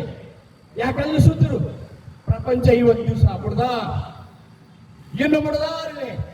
ಅವ್ರು ಮಾಡುವಂತ ಕ್ರಿಯೆಗಳೆಲ್ಲ ಮುಗಿಸ್ಕೊಳಕ್ ಬರಲ್ಲ. ನಾವು ಹರ ನಮ್ಮ ಕರ್ತನ ಸತ್ತು ಜೀವವಾಗಿ ಎದ್ದಿದ್ದಾನೆ, ಹಣ ಇಲ್ಲ, ಜೀವವಾಗಿದ್ದಾನೆ. ಆತನ ಹೊತ್ತು ಈ ಹೊತ್ತು ಜಿಂದಾ ಇದ್ದ. ಯೇಸು मसीह जिंदा खुदा है, मसीह है, जीवन के सारे दाता है. यीशु मसीह जिंदा खुदा है, हलाल है, मुर्दार नहीं. दुनिया मुर्दार है. ಎಲ್ಲಿ ಯೇಸು ಸ್ವಾಮಿ ವಾಕ್ಯ ಇಲ್ಲ, ಅಸತ್ಯ. ಅದಕ್ಕೆ ಸ್ವಾಮಿ ಹೇಳಿದ್ರು, ನನ್ನ ವಾಕ್ಯವನ್ನು ಸಾರಿ ಹೇಳಿ ಅನೇಕರನ್ನ ನನ್ನ ಬಳಿ ಹಿಡ್ಕೊಂಡು ಬಂದಿದೆ. ಈ ವಾಕ್ಯ ಭಾಗವನ್ನು ಕೇಳಿದಂಥ ನನ್ನ ಪ್ರಿಯ ಸಹೋದರ ಸಹೋದರಿಯರು, ನೀವು ಶುದ್ಧರಾಗಿದ ಮೇಲೆ ಯೇಸು ಸ್ವಾಮಿ ಸಾಕ್ತಾಗಿದೆ, ಯೇಸು ಸ್ವಾಮಿ ಸಾಕ್ತಾಗಿದೆ. ಈ ವಾಕ್ಯ ಭಾಗವನ್ನು ನಮ್ಮೆಲ್ಲರಿಗೂ ಆತ್ಮೀಯ ಧ್ಯಾನಕ್ಕೆ ಆಶೀರ್ವಾದ. Amen, amen, hallelujah, hallelujah.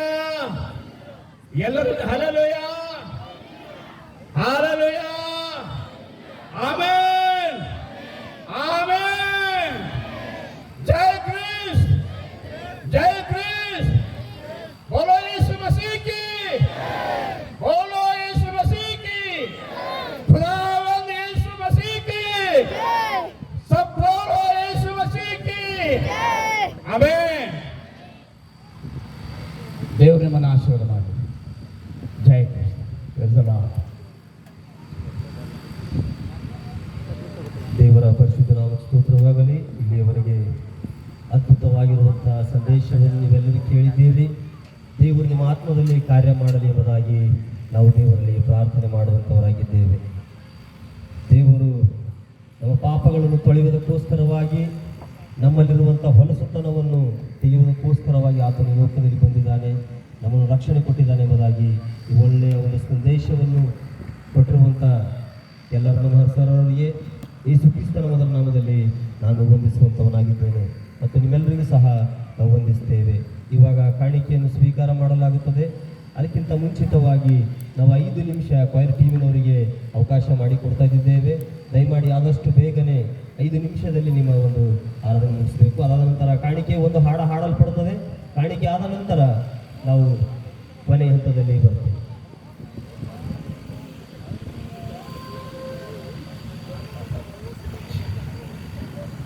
ಈ ಸಮಯದಲ್ಲಿ ನಾವೆಲ್ಲರೂ ತಿಳ್ಕೊಳ್ಳೋಣ.